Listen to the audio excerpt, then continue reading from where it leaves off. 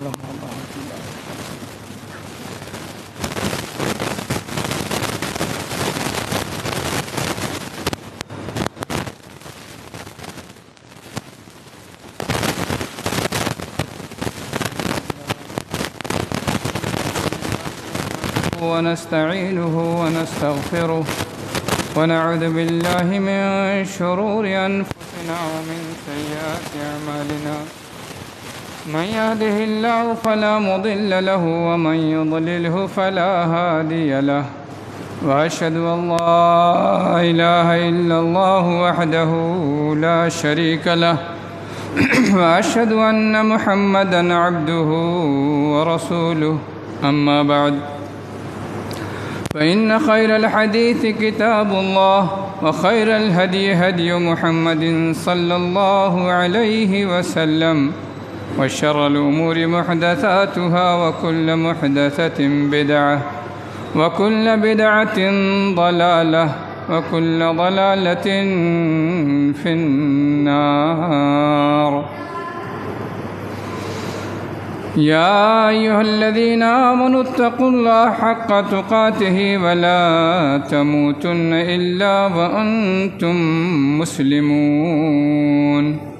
يا أيها الناس اتقوا ربكم الذي خلقكم من نفس واحدة وخلق منها زوجها وبث منهما رجالا كثيرا ونساء واتقوا الله الذي تساءلون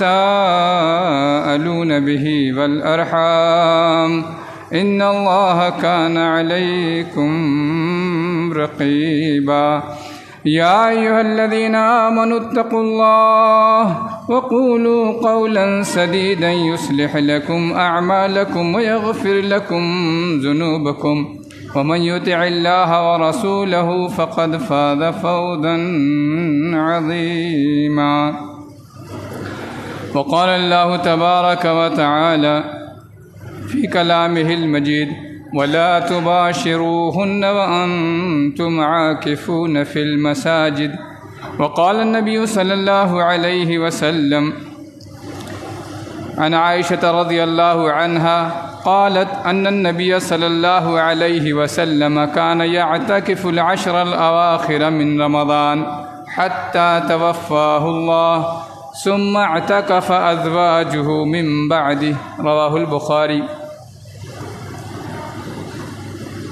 تمام قسم کی تعریف و توصیف، تمام قسم کے حمد و ثنا اور تمام قسم کی عبادتیں، نظر و نیاز اس اللہ رب العالمین کے لیے جس نے ہم بندوں پر احسان کرتے ہوئے ہمیں خیر کے ایسے اوقات میسر کیے کہ جس کے ایک ایک لمحے انتہائی قیمتی ہیں. بعض ایسے ایام اور بعض ایسی راتیں میسر کیں جو سال بھر کی راتوں اور سال بھر کے دنوں سے زیادہ قیمتی ہیں. جیسے حدیث شریف میں ہے کہ جمعہ کا دن ایسا دن ہے کہ کسی دن پر سورج نہیں نکلا جو اس سے بہتر دن ہو. سب سے بہترین دن پورے سال میں جمعہ کا دن. ایسے ہی دنوں کا اگر مجموعہ لیا جائے تو ذوالحجہ کا پہلا عشرہ سب سے بہترین ایام. اللہ کے یہاں پورے سال میں سب سے بہترین ایام ذوالحجہ کا پہلا عشرہ. ایسے ہی راتیں اگر ڈھونڈی جائیں تو رمضان کے آخری عشرے کی طاق راتیں، اور ان طاق راتوں میں سے ایک رات جو اللہ کے نزدیک لیلۃ القدر ہو. 83 سال 4 مہینے سے زیادہ کی عبادتوں کا ثواب اس ایک رات میں اللہ رب العالمین عبادتوں کے بدلے دیتا ہے. اسی رب العالمین نے ہماری اور آپ کی ہدایت اور رہنمائی کے لیے نبیوں کا سلسلہ جاری فرمایا۔ اللہ رب العالمین کی ہماری جانب سے ان نبیوں پر بے انتہا درود و سلام نازل کرے، خصوصاً آخری نبی جناب محمد مصطفیٰ صلی اللہ علیہ وسلم پر، جو اس کائنات میں رب العالمین کا آخری پیغام لے کر کے آئے اور اتنا مکمل دین لے کر کے آئے کہ ہماری زندگی کے ہر لمحے کی جتنی بھی ضرورتیں ہوں، ہر ضرورت کی رہنمائی اس میں موجود ہے۔ اور اس امت پر احسان کرتے ہوئے اللہ رب العالمین نے ایسے پاکیزہ، مبارک اور انتہائی فضائل والے دن اور راتیں دی ہیں، جن میں سے کچھ ہمیں اب ملنے والی۔ اگر اللہ کی مہربانی شامل رہی تو ہم ضرور اس رات تک پہنچیں گے، ورنہ خبر نہیں پہنچیں گے کہ نہیں پہنچیں گے۔ اور ہم میں سے کون سا شخص ایسا ہے کہ جسے یہ معلوم ہو جائے کہ کچھ ایسی راتیں ملنے والی ہیں جس ایک رات کی عبادت بندے کو اس کی اپنی پوری زندگی کی عبادت سے زیادہ ثواب دینے والی ہے؟ تو ہم میں سے کون سا شخص ہے جو عقل رکھتا ہو، شعور رکھتا ہو اور اس رات کی عبادت کے لیے اس کا دل تیار نہ ہو؟ اتنی قیمتی رات ہے کہ ایک سورت پوری اللہ رب العالمین نے اس کے لیے نازل فرما دی۔ اللہ رب العالمین نے سورہ قدر نازل فرما دی، انا انزلناہ فی لیلۃ القدر وما ادراک ما لیلۃ القدر لیلۃ القدر خیر من الف شہر۔ 1000 مہینوں کی عبادت سے بہتر صرف ایک رات کی عبادت۔ 1000 مہینہ، یہاں صرف ایک مہینہ رمضان کا ملا ہے تو ہم خوش ہیں کہ اللہ رب العالمین نے ہمیں ایسا مہینہ عنایت کر دیا کہ جس میں ہمارے اندر خود بخود نیکیوں کے جذبات پیدا ہوتے ہیں۔ جتنے شوق سے آپ اس مہینے میں نماز پڑھتے ہیں، کیا سال بھر میں کبھی یہ شوق ملتا ہے؟ خود بخود ایک مزاج بنتا ہے۔ اس مہینے میں جس شوق سے ہم خرچ کرتے ہیں غربا پر، شاید سال کے 11 مہینوں میں وہ شوق نہیں پیدا ہوتا۔ اتنا قیمتی مہینہ اللہ رب العالمین نے دیا کہ خود بخود یہ مزاج پیدا ہوتا ہے، کیونکہ اللہ رب العالمین شیطانوں کو بند کر دیتا ہے۔ ہم خود نہ شیطان بن گئے ہوں تو بہت فرق پڑتا ہے ہمارے عبادات میں، ہمارے مزاج میں، ہمارے شوق میں۔ اور اسی میں سے جو آخری عشرہ 2 دن کے بعد شروع ہونے والا ہے، آخری عشرہ وہ انتہائی قیمتی ہے لیلۃ القدر کی وجہ سے۔ جس لیلۃ القدر کو ایک جگہ اللہ رب العالمین نے قدر کی رات کہا اور ایک جگہ لیلۃ مبارکہ کہا، انا انزلناہ فی لیلۃ مبارکہ، بابرکت رات۔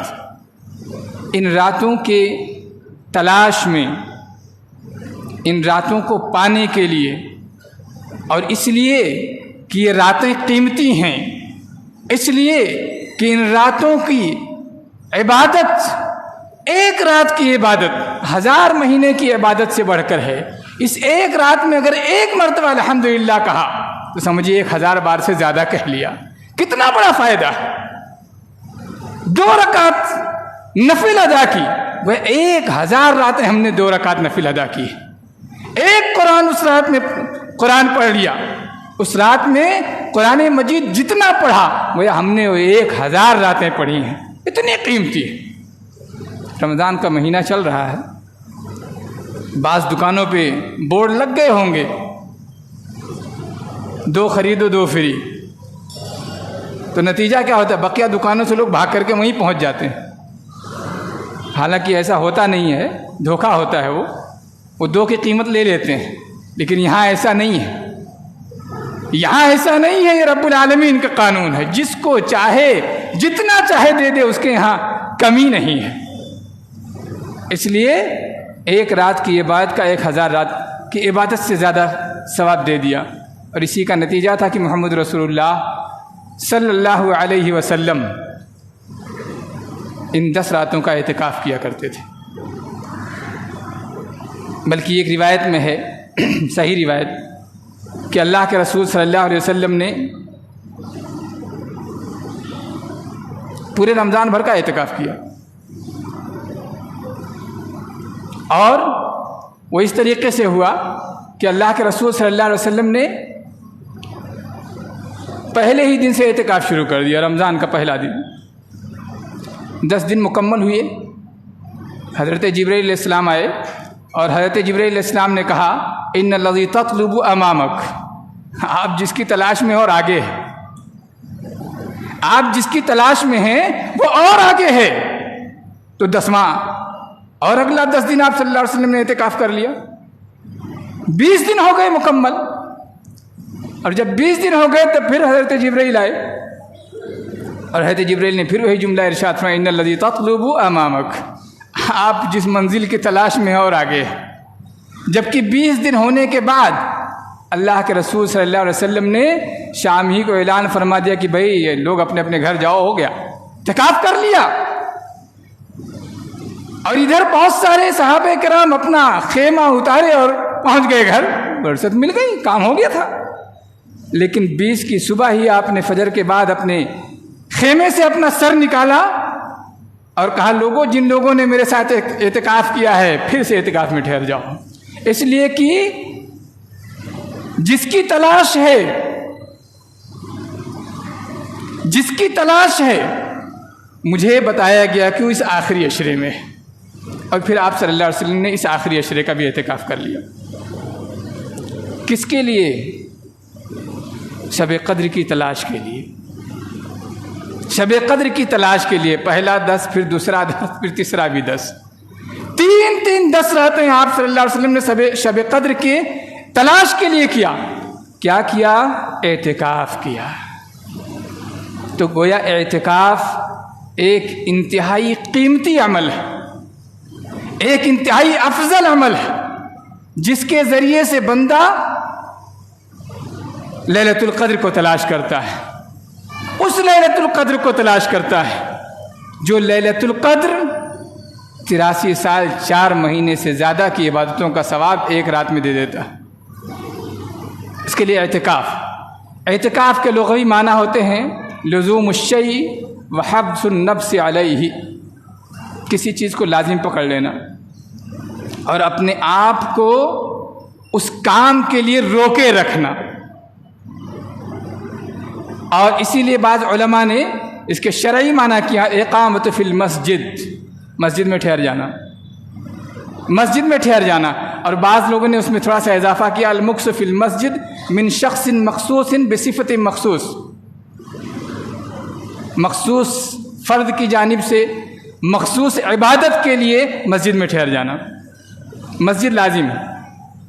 اور یہاں بھی آپ اگر دھیان دیں تو آپ کو اندازہ ہوگا کہ دین اسلام کتنا پیارا دین ہے۔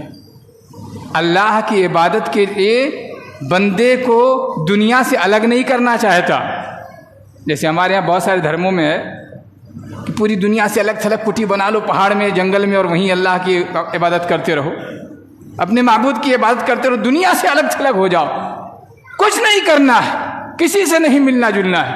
کہا نہیں، مسجد میں رہنا ہے، جہاں پوری جماعت آتی ہے، جہاں جمعہ کی نماز ہوتی ہے، 5 وقتہ جماعت کے ساتھ نماز پڑھی، وہاں رہنا ہے، ہٹ کے نہیں رہنا ہے۔ ہاں ان سب کے ساتھ رہتے ہوئے، نیک کاموں میں ساتھ رہتے ہوئے، جب وہ دنیا کے نکلیں تو تم ہٹ جاؤ، اس مسجد میں ٹھہر جاؤ، اللہ اللہ کرتے رہو۔ یہ ہے اعتکاف۔ اور یہ اعتکاف مسجد میں ہونا لازم ہے۔ اس کے لیے پہلی شرط تو یہ ہے کہ آدمی اعتکاف کی نیت کرے، اور نیت آپ جانتے ہیں زبان سے نہیں ہوتی ہے، نیت دل کے ارادے کا نام ہے، دل کے ارادے کا نام ہے نیت۔ تو نیت کرے اعتکاف کی، اے اللہ میں تیری طرف رجوع ہونے کے لیے، تیرے ذکر کے لیے پوری دنیا سے اپنے آپ کو کاٹ کے تنہا کر رہا ہوں، مسجد میں تیرے ٹھہر رہا ہوں، نیت۔ دوسری شرط یہ ہے کہ مسجد میں کرے اعتکاف، مسجد سے باہر اعتکاف کی اجازت اور گنجائش نہیں۔ قرآن مجید میں اللہ رب العالمین نے فرمایا وَأَنْتُمْ عَاكِفُونَ فِي الْمَسَاجِدِ، تم مسجدوں میں اعتکاف کرنے والے ہو۔ اسی لیے مساجد کے لفظ کی بنیاد پر علماء کہتے ہیں چاہے جمعہ ہو یا جمعہ نہ ہو، ہر مسجد میں اعتکاف کر سکتا ہے۔ البتہ جن مساجد میں جمعہ ہوتی ہے اس میں اگر اعتکاف کرتا ہے تو افضل ہے، اس لیے افضل ہے کہ اس کو جمعہ کی خاطر دوسری مسجد نہیں جانا پڑے گا، تو مسجدوں میں اعتکاف کرنا پڑے گا۔ اور تیسری شرط ہے کہ یہ صاحب ایمان ہو۔ یہ کچھ شرطیں ہیں، اور ایک شرط یہ ہے کہ وہ عاقل ہو، پاگل نہ ہو، اعتکاف کر سکتا ہے۔ اور اعتکاف میں کرنا کیا ہے؟ اعتکاف کے فائدے کیا ہیں؟ اعتکاف میں کرنا یہ کہ 20 رمضان کو صبح فجر کے بعد ہی اپنے معتکف میں داخل ہو جائے۔ 20 رمضان کو، 21 کو نہیں، ہاں بعض علماء 21 کو بھی کہتے ہیں، لیکن بہتر یہ ہے کہ 20 کو داخل ہونے کا فائدہ یہ ہے کہ 20واں روزہ شروع کیا، فجر کے وقت فجر کی نماز پڑھ کر اپنے معتکف میں داخل ہو گیا، دن بھر اس نے اللہ رب العالمین کا ذکر کیا، تو 21ویں رات کو گویا شب قدر کے لیے تیار بیٹھا ہے، اور 21ویں کو داخل ہوا تو شب قدر ایک رات اپنے معتکف میں نہیں رہا۔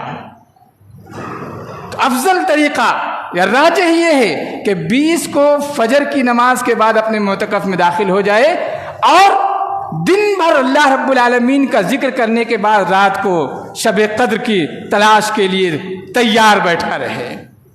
معتکف میں داخل ہو جانا ہے 20 کی صبح سے ہی، تاکہ 21ویں رات اسے مل جائے، اور اس کے بعد صرف 21ویں ہی نہیں، جتنی راتیں ہیں 22ویں 23ویں سب، حالانکہ وطر راتیں، طاق راتیں تلاش کرنا زیادہ صحیح، لیکن اس کے ساتھ کچھ اور پا گیا تو برائی کیا ہے؟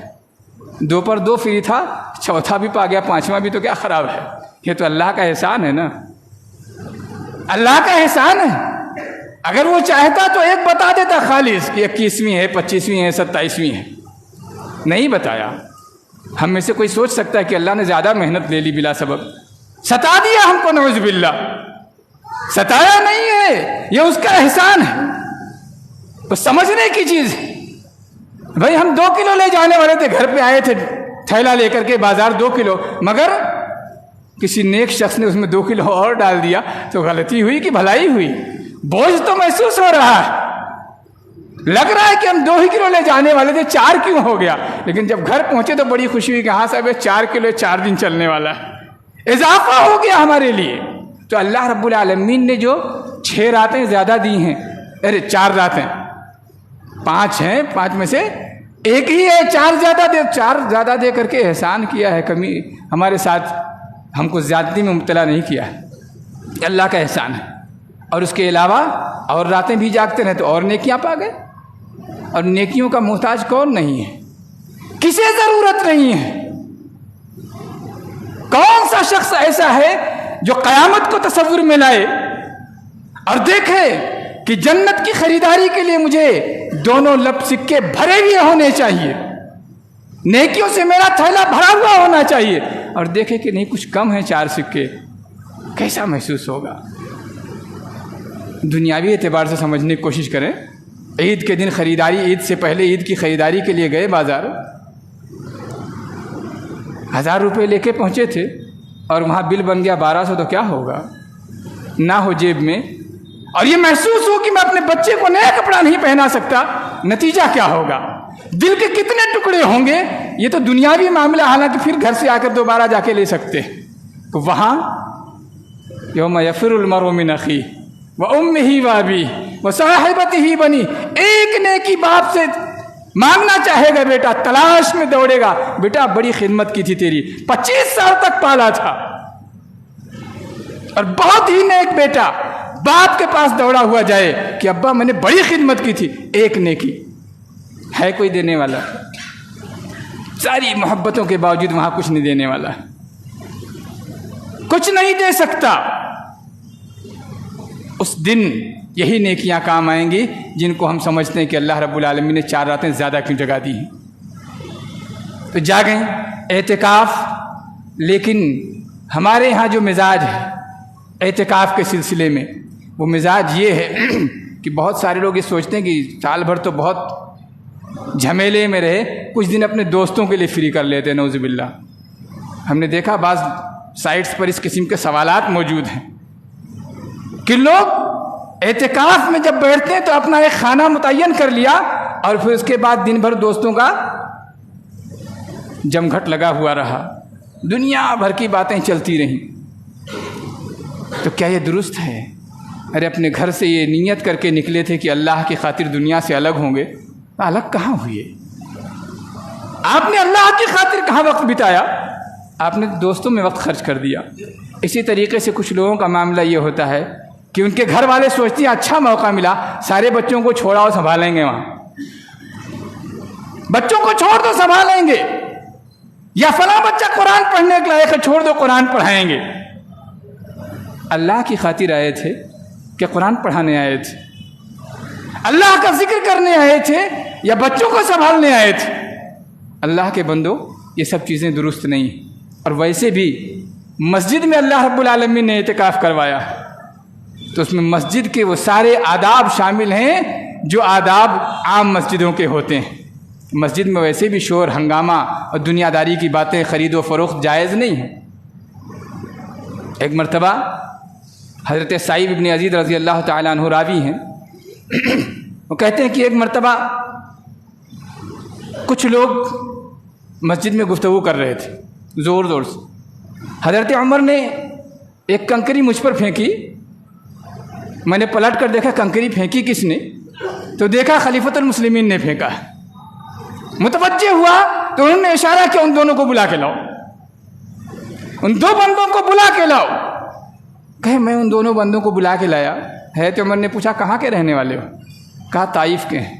کہا اگر مدینہ کے ہوتے تو آج تمہیں سزا دیتا تھا، اگر مدینہ کے ہوتے تو سزا اس لیے دیتا کہ یہاں تربیت کی جاتی تھی، یہاں لوگوں کو بتایا گیا ہے کہ مسجد میں شور نہیں کر سکتے، ہنگامہ نہیں کر سکتے، بلند آواز سے بات نہیں کر سکتے، تمہیں معلوم نہیں اس لیے چھوڑ دے رہا ہوں۔ اس میں کئی باتیں معلوم۔ ایک بات تو یہ معلوم ہوئی کہ ہم اپنی مسجدوں میں اپنے محلے کے لوگوں کی تربیت کریں تاکہ وہ جانیں مسجد کے آداب کیا ہیں۔ دوسری بات یہ معلوم ہوئی کہ مسجد میں شور ہنگامہ نہیں کیا جا سکتا۔ اب اگر اعتکاف میں بیٹھیں اور ہم موبائل شریف پر زور سے قرأت شریف لگا دیں، ہمارے یہاں چلتا ہے نا، قرآن سن رہا ہوں نا، پریشانی کیا ہے، قرآن زور زور سے لگا دیں، آپ کے لیے درست نہیں ہے، دوسرے کو تکلیف ہو رہی ہے۔ آپ کو قصہ معلوم ہوگا کہ اللہ کے رسول صلی اللہ علیہ وسلم مسجد میں داخل ہوئے تو دیکھا کہ ابوبکر صدیق رضی اللہ تعالیٰ بہت دھیرے دھیرے قرآن پڑھ رہے ہیں۔ تو پوچھا ابوبکر اتنا دھیرے کیوں پڑھ رہے ہو؟ تو کہا اللہ سے جس سے گفتگو کر رہا ہوں سن رہا ہے، جس کی گفتگو جس سے جاری ہے وہ سن رہا ہے، کیوں زور سے اپنے آپ کو تھکاؤں۔ آگے بڑھے، عمر کو دیکھا زور زور سے پڑھ رہے ہے تو عمر زور زور سے پڑھے۔ کہا عمر زور سے کیوں پڑھ رہے ہو، آخر اتنا تیز تیز کیوں پڑھ رہے ہو؟ کہا اللہ کے رسول صلی اللہ علیہ وسلم سوتوں کو جگا رہا ہوں تاکہ وہ بھی اٹھ کے پڑھیں، مزاج کا فرق۔ لیکن اس مزاج کی تربیت کیا ہوئی وہ دیکھیے۔ محمد رسول اللہ اس کائنات کے سب سے بڑے مربی نے کیا کہا؟ ابو بکر ذرا آواز تھوڑی بلند کر لو، اور عمر آواز تھوڑی پست کر لو، اس لیے کہ تمہارے علاوہ اور بھی یہاں پڑھنے والے موجود ہیں، انہیں ڈسٹرب نہ ہو۔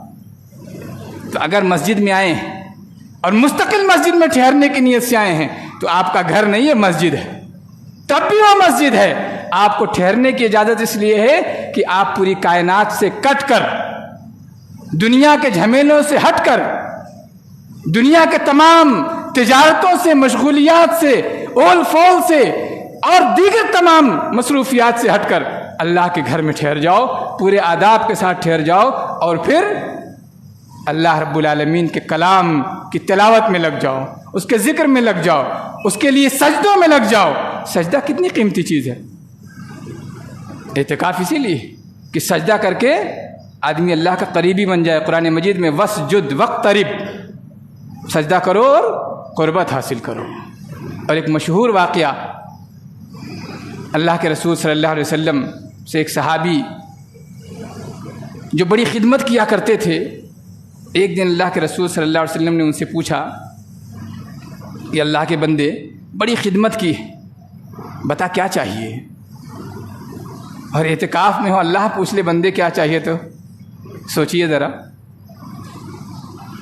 رسول نے پوچھا بندے بول، بڑی خدمت کر لی ہے، کیا چاہیے؟ کہا اللہ کے رسول آپ سے مطالبہ کرنا، ذرا سوچ کے مانگتا ہوں۔ کہا ٹھیک ہے سوچ لو۔ دوسرے دن پوچھا کچھ سوچا؟ کہا ہاں سوچ لیا۔ کہا کیا سوچا ہے؟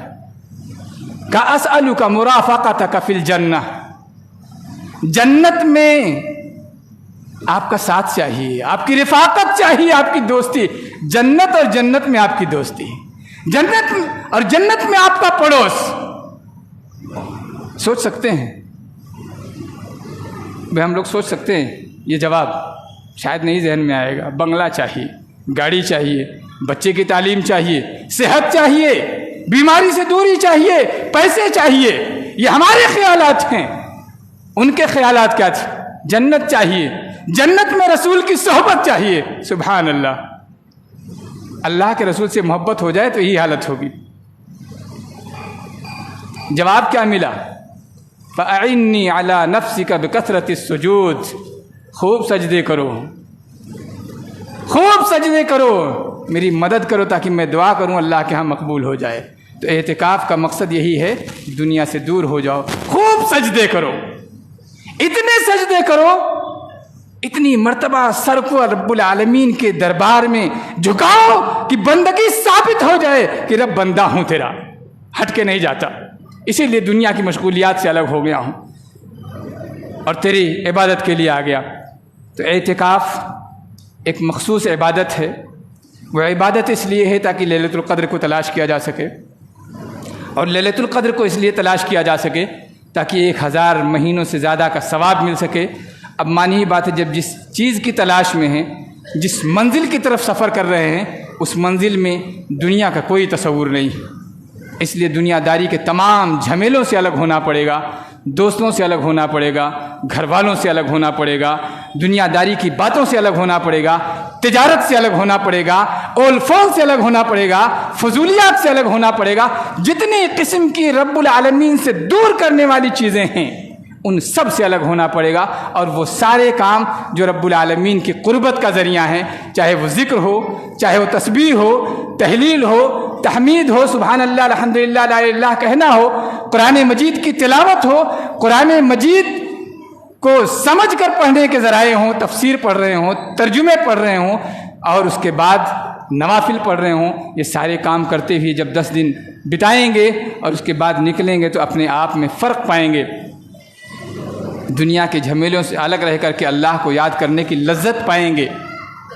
اور یہی لذت پیدا کرنے کے لیے اعتکاف اللہ رب العالمین نے ہم پر اور آپ پر مسنون قرار دیا، فرض اور واجب نہیں ہے، مسنون ہے، سنت مؤکدہ ہے، اللہ کے رسول صلی اللہ علیہ وسلم نے ہمیشہ کیا ہے، اور آپ کے بعد آپ کے ازواج نے کیا ہے، آپ کی بیویوں نے کیا ہے، لیکن اس کے لیے بھی کچھ شرطیں ہیں۔ مختصر ترین یہ کہ جس مسجد میں عورتوں کے لیے خصوصی انتظام ہو، آنے جانے کا راستہ الگ، ان کے قضاء حاجت کی جگہ الگ، ان کے وضو خانے کی جگہ الگ، ان کے گھر والوں کی اجازت ہو، مسجد میں کر سکتی ہیں، گھر پہ اجازت نہیں۔ ہمارے یہاں بعض لوگ کہتے ہیں گھر پہ کریں گے، گھر پہ اعتکاف نہیں ہے، مسجد میں اعتکاف ہے۔ آپ صلی اللہ علیہ وسلم کی ازواج نے مسجد میں اعتکاف کیا تھا۔ خیر، اللہ رب العالمین سے دعا ہے کہ الہ العالمین مجھے ہم سب کو توفیق دے کہ ہم اپنے لیے ایسے مواسم میں مواقع نکال سکیں، مواقع پیدا کر سکیں، اور یہ اس وقت ہوگا جب ہم اپنے گھر سے فری ہوں۔ ایسا نہیں کہ ہاں چلو بہت کمائی دھمائی ہم ہی کر رہے تھے، چھوڑ کے بھاگ لیے، فرصت ملی، اس کی اجازت نہیں ہے۔ ہاں اس سے فرصت ہو، یعنی آپ کے پاس اس کی استطاعت ہو، تو اللہ ہمیں توفیق دے اور ہمیں استطاعت دے کہ ہم اس کے لیے اعتکاف کر سکیں اور لیلۃ القدر کو پا سکیں، اور اس بہانے سے رب العالمین کے دربار میں ڈھیر ساری اپنی عبادتیں لے کے حاضر ہو سکیں تاکہ اس کی رضامندی پا سکیں، اس کی جنت پا سکیں۔ آمین۔ وآخر دعوانا الحمدللہ رب العالمین۔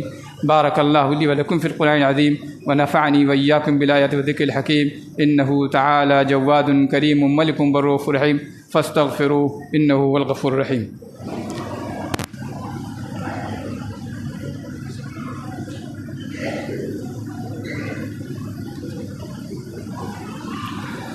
إن الحمد لله نحمده ونستعينه ونستغفره ونعوذ بالله من شرور أنفسنا ومن سيئات أعمالنا من يهده الله فلا مضل له ومن يضلله فلا هادي له وأشهد أن لا إله إلا الله وحده لا شريك له وأشهد أن محمدا عبده ورسوله أما بعد فإن خير الحديث كتاب الله وخير الهدي هدي محمد صلى الله عليه وسلم وشر الأمور محدثاتها وكل محدثة بدعة وكل بدعة ضلالة وكل ضلالة في النار فأعوذ بالله السميع العليم من الشيطان الرجيم إن الله وملائكته يصلون على النبي يا أيها الذين آمنوا صلوا عليه وسلموا تسليما اللهم صل على محمد وعلى آل محمد كما صليت على إبراهيم وعلى آل إبراهيم إنك حميد مجيد